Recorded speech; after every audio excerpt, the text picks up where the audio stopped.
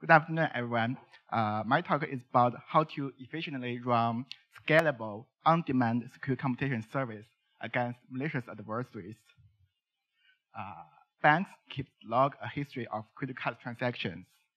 Now imagine one of the banks see a transaction like this and wonders if it's a fraud.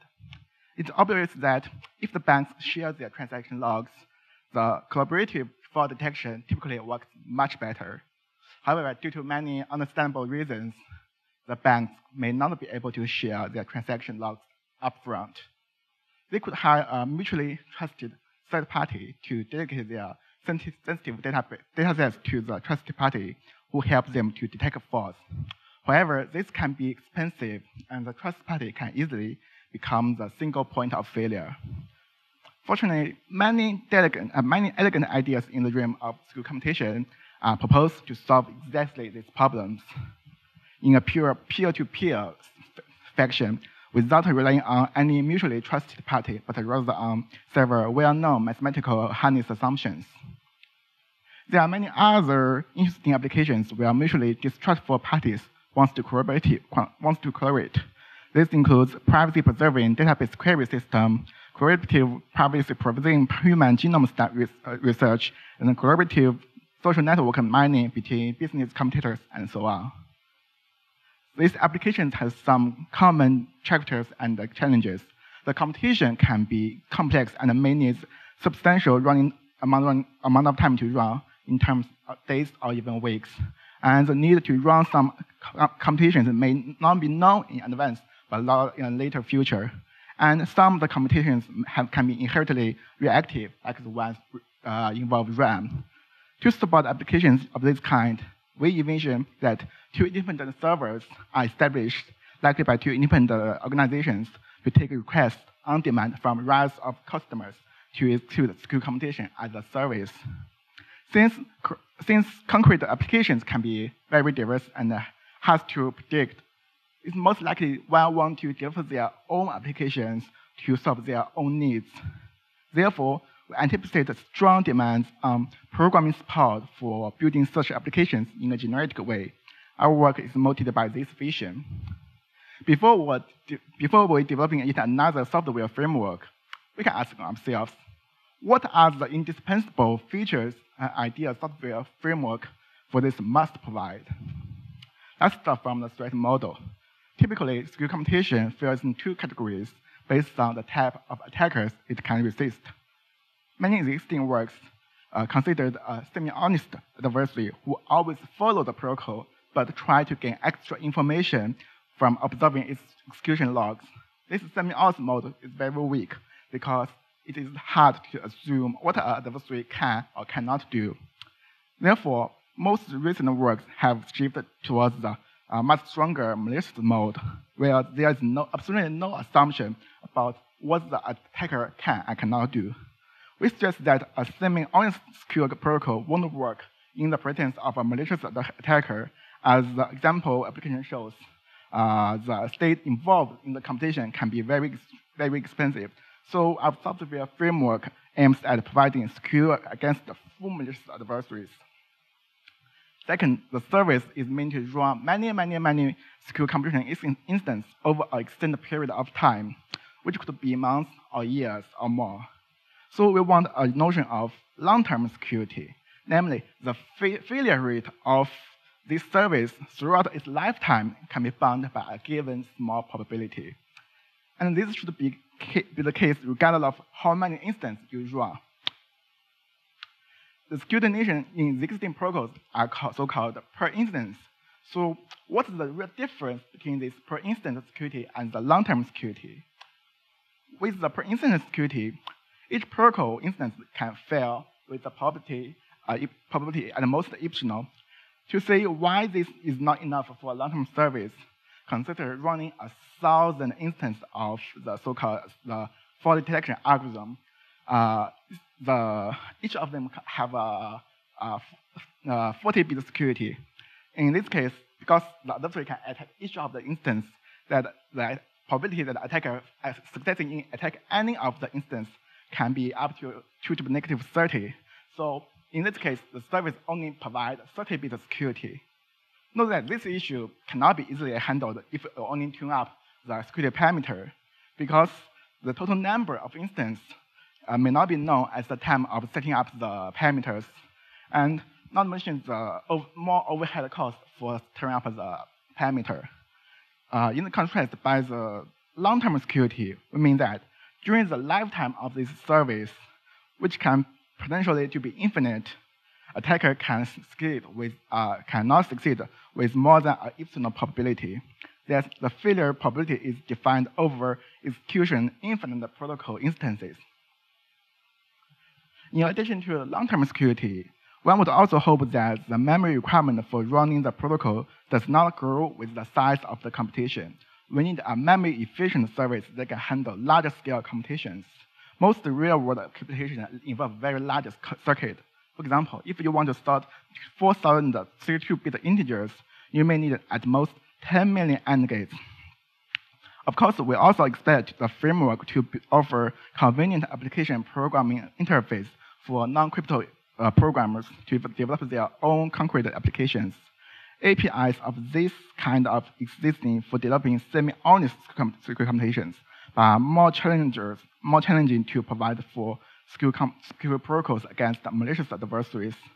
Most previous prototypes did not provide these usable clean-cut APIs. Besides these three features, several other features are also relevant, including the capability of efficiently handling the logical gates, the capability of efficiently handling the application's input and output wires, and the ability to support reactive computations like ORAN. Unfortunately, after digging into the literature and exploring all existing prototypes, we found that none of the state-of-the-art prototypes support all of the features. Therefore, motivated by this gap between the theory and practice, we developed a new framework that is able to offer all these desired features for the first time. Our work is based on this BatchedCut improved BatchedCut protocol and inherited two features from BatchedCut. To bring towards the rest of the desired features, a new technique called pool-based cut and choose has played a crucial role. Since the starting point of our approach is the BatchedCut protocol, we will quickly warm you up about the basic idea of a BatchedCut protocol before going to the details of our approach. We noted that a secure computation can be viewed as a traverse every gate in a corresponding circuit in a topological order. Using BatchedCut and choose, the protocol begins with the generator generates and storing all the gable gates that will be used in the protocol. This is why the preparation stage depends on the known size of the circuit, and the memory requirement grows with the size of the circuit. Then the two parties runs a coin tossing protocol to jointly pick some of the gable gates to check their correctness. After that, the randomly group the remaining gable gates into the bucket and finally invert each bucket of the gable gates. Also, to carry the wire labels over different gates and buckets while preserving their semantic value, the wire label needs to be sorted while using some relatively expensive wire sorting techniques. The idea of BatchedCut has been used in many existing protocols. The advantages of the BatchedCut protocols include efficient input and output process and easier to support reactive computation. On the flip side, the main drawbacks of these protocols are heavy demand on memory and only guarantee per instance security.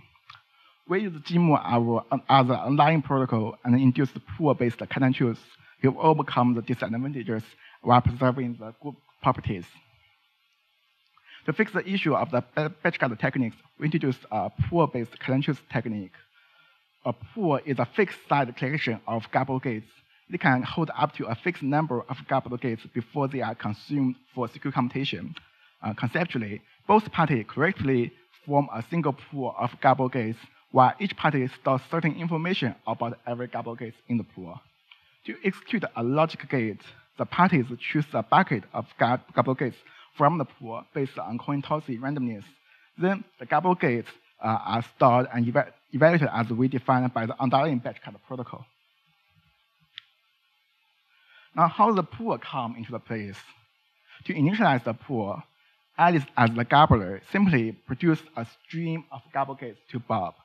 Depending on coin tossing random tape, Bob then decide whether to check a gate or put it into a pool. We call the probability that a gate is to be checked the check rate. This check rate might vary during the process of the whole stream.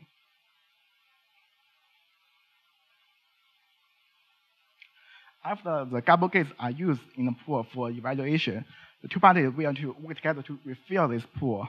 Just like the initialization phase, the gambler also generates a stream of gamble gates, and the evaluator decides whether to check or put it into the pool. The computation can only be carried out when the pool is full. So far, we see how the two parties behave if they are behaving honestly. But what will happen if the gambler gamble bad gates to cheat? If an incorrect gamble gate is not chosen to be checked, it will slip into the pool. In this case, the cheating stays easy, but this cannot happen too many times because every gamble gate has a chance to be checked independently. If an incorrect gamble gate is indeed chosen to be checked, cheating will be caught and by the evaluator, so that the evaluator will abort the protocol. So adversary risking being caught every time trying to insert bad gates into the pool. Before dividing into the detailed security analysis, I would like to remind you of two simple concepts, a good bucket or a bad bucket. If a bucket contains at least one good gamble gate, we say the bucket is good. So a good bucket can actually contain some bad gates from the pool and consume the bad gates existing in the pool. On the other hand, a bucket is said to be bad if and only if all the gamble gates it contains are incorrect. With the concept of good gates and bad gates, we can now slowly go over the game theoretical scenario about our security analysis. First, we assume that the honest party always use a fixed check rate and bucket size. Once the strategy of the honest party is fixed, let's see what's the best strategy for the adversary to attack. We know that the chance of the adversary being caught only depend on the total number of the bad gates it generated and try to insert to the pool, but not depend on when the bad gates are generated. So the adversary can only insert a limited number of bad gates without being noticed. Second, bad gates inserted into the pool can be safely consumed by the good bucket, since good bucket can contain bad gates with no other side effects. Third, given a pool, the chance of the successful attack only depends on the number of unused bad gates in the pool. The more bad gates there are, the higher probability attack succeeds. Based on these three facts, we could imagine that the adversary wants to insert the bad gates as early and as quickly as possible.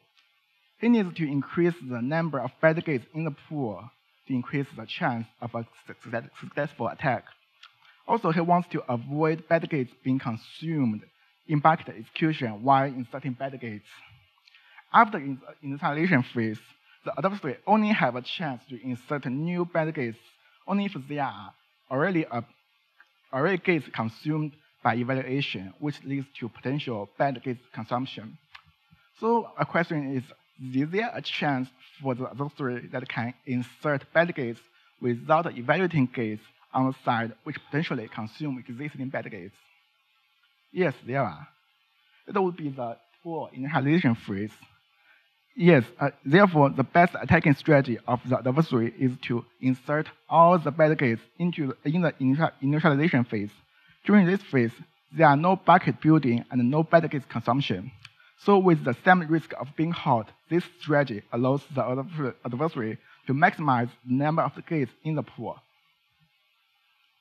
According to our previous reasoning, we could assume that all the bad gates are inserted into the pool in the initialization phase.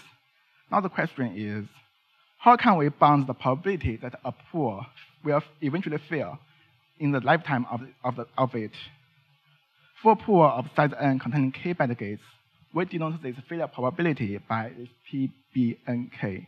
Next, we will see how to show our recursion to help us efficiently calculate this probability. Assuming we have a pool of size n of k better AND gates, this PBNK can be decomposed into two parts. The first case is that when a failure happens immediately, it occurs when the next bucket withdrawal from the pool is bad. The second case is any failure in the future. If the next bucket withdrawal is good, it may contain at most I bad gates. These bad gates will be consumed in the evaluation and cause no standard effect. After that, we are going to facing a pool of size n with k minus I bad gates. We still have a failure of probability PB and k minus I in the future. Here, this I is between 0 and b minus 1. We can then formulate this recursive relation of PB and k. This relation can be efficiently computed. The analysis we have just seen says that we can bound the failure probability if we know the bucket size, the pool size, and the number of bad gates in the pool. An immediate question is how to derive the parameter, for example, the bucket size and the check rate given the pool size and the universal failure rate bound. While at the same time, we want to minimize our effort we need to spend for each logical AND gate. We can measure the effort we spend by the number of gable gates we need per logical AND gate on average. And the adversary has a certain chance to succeeding in inserting a certain number of bad gates. Here, this RD denotes the detection rate when checking a bad gate. The pool has a certain chance to fail when containing a certain number of bad gates. We need to bound this probability that both of these things, both the adversary succeed in inserting bad gates and the pool fails, no matter how many bad gates the adversary plans to insert. We can efficiently solve this problem for all practical pool size under the presumption that the honest party uses a fixed bucket size and a fixed check rate. After seeing all these theoretical analysis, we'd like to show some concrete performance numbers about our idea. Here is the performance of our AND gate pool. Memory limit dedicates how many gates we can store at a time. This figure shows the relation between our speed of handling logical AND gates and the pool size. For example, the number of gates in the pool. We can handle roughly 150 logical gates per second with a pool about 34 million gates. Interesting fact is that there are several jump points on this curve. When the optimal bucket size jumps, this sometimes slightly increase the pool size could significantly improve the performance. There's another optimization we would like to introduce. A gable AND gate contains a gable table and 3 gable wires. However, the gable wires turns to be the most heavy part in BatchedCut protocol. It could take up roughly 70% of the cost. In the 8-bit mux, we will have 8 such AND gates and need to generate 24 heavy gable gates. However, these AND gates are sharing a wire. One of the input wires of the AND gates corresponding to the same choice wire of the mux. We could pack these AND gates into a mux gadget and reuse this choice wire. Immediately, 1/3 of the heavy gable wires are saved. This simple optimization brings significant performance improvement in both micro-benchmarks and applications. The savings for micro-benchmarks can be up to 30%. The savings of the applications can be 20%, depending on the proportion of mux gadget in the application. Here's the performance of some more applications, include ORAM accessing, either basic ORAM or recursive ORAM, sorting, Hamming distance, and edit distance. Besides all these experiments, we also launched an extreme scalability experiment for our framework. It kept up non-stop for 7 days and execute 47 billion gates on 2 ordinary machines before it turned off. Actually, this service can still hold up until we turn the machine down. After seeing some concrete examples, you may wonder how our Pool-JIMU protocol compares with other protocols. For example, JIMU protocol itself. Pool-JIMU can speed up to 2 times for small circuit. For example, the circuit size is smaller than 11 million AND gates. Pool-JIMU only slows down less than 10% for larger circuits. However, BatchedCut's memory demands grow linearly with the circuit size and eventually unreachable. Even for a circuit of only 11 million AND gates, the memory demand is as large as 13 gigabytes. Pool-JIMU needs almost zero startup time when running an on-demand skill computation task, but BatchedCut has a very significant startup time. Pool provides a long-term security, but BatchedCut, like many other protocols, can only provide a per instance security. In order to make our framework easy to use, our framework provides user-friendly APIs for non-expert programmers. There are 3 different special operations. First is the input process. Input to the skill computation protocol need to be converted into Scalable values from plaintext values. Similarly, the Scalable values need to be converted out to be readable after the computation. Lastly, simply execute the circuit will get the computation done. Here's the demo application. This is a typical 1-bit max implementation. 8-bit max is simply a for loop of this 1-bit max. In order to execute this 8-bit max, we need such a main function. But if we want to execute this in a skill computation mode, we need a slightly different main function for both the gambler of the computation and the evaluator of the computation. Here's the gambler version. We need 3 special treatments. First, new a party object, then convert plaintext into Scalable values and execute the computation. Then convert the Scalable values back into plaintext. We have to do similar treatment for the evaluator version. Create a new party, conversion between Scalable values and the plaintext values, and the computation execution. Besides BatchedCut, our pool idea can also be combined with other protocols. For example, this WRK protocol appeared this morning in this section in this conference. Pool can reduce the memory requirement for reach a certain bracket size, leading to better cut-and-choose parameters. More importantly, Pool can enable memory-efficient scaling for WRK protocol and enable it to scale to arbitrary size with a constant memory. Last but not least, Pool can provide long-term security, while WRK protocol itself can only provide per instance security. In short, pool-based cut-and-choose leads to several benefits, including efficiency, scalability, and long-term security, which are critical features for a long-term skill computation service. Pool is a software framework that facilitates developing large-scale skill computation for the standard malicious threat mode, and our code is available at GitHub. Thank you.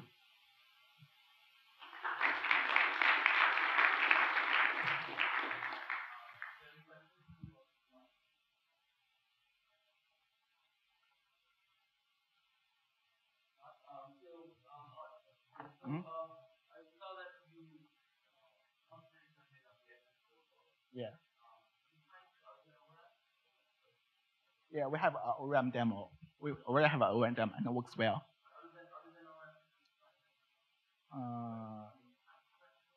Yeah, we have some ongoing work with other protocols and other applications.